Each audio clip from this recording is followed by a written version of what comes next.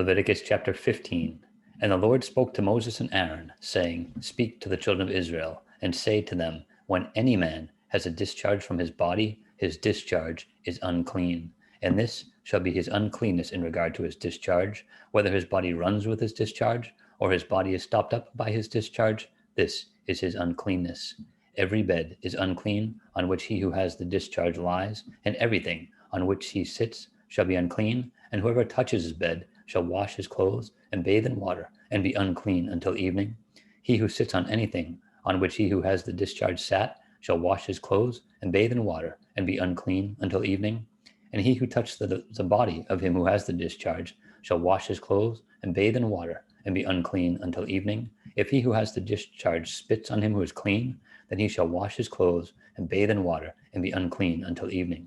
Any saddle on which he who has the discharge rides shall be unclean. Whoever touches anything that was under him shall be unclean until evening.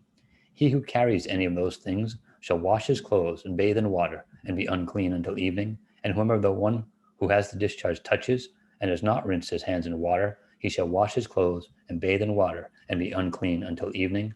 The vessel of earth that he who has the discharge touches shall be broken, and every vessel of wood shall be rinsed in water.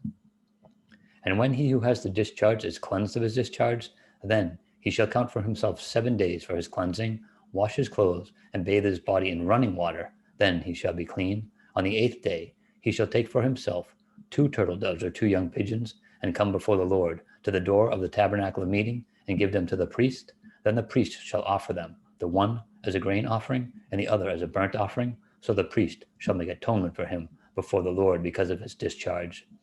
If any man has an emission of semen, then he shall wash all his body in water and be unclean until evening.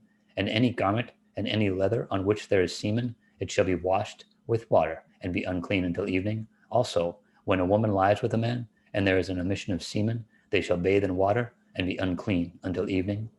If a woman has a discharge, and the discharge from her body is blood, she shall be set apart 7 days, and whoever touches her shall be unclean until evening.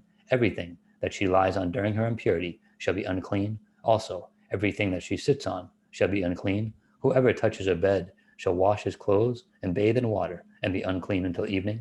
And whoever touches anything that she sat on shall wash his clothes and bathe in water and be unclean until evening. If anything is on her bed or anything on which she sits, when he touches it, he shall be unclean until evening. And if any man lies with her at all, so that her impurity is on him, he shall be unclean 7 days, and every bed on which he lies shall be unclean. If a woman has a discharge of blood for many days, other than that time of her customary impurity, or if it runs beyond her usual time of impurity, all the days of her unclean discharge shall be as the days of her customary impurity. She shall be unclean.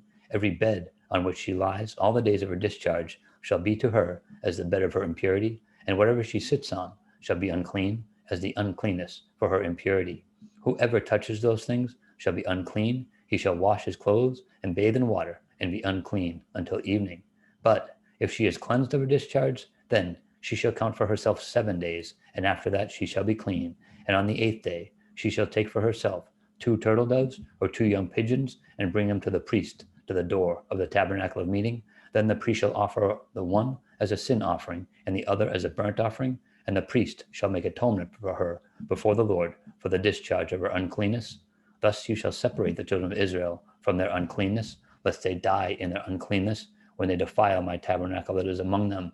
This is the law for one who has a discharge, and for him who emits semen and is unclean thereby, and for her who is indisposed because of her customary impurity, and for one who has a discharge, either man or woman, and for him who lies with her who is unclean.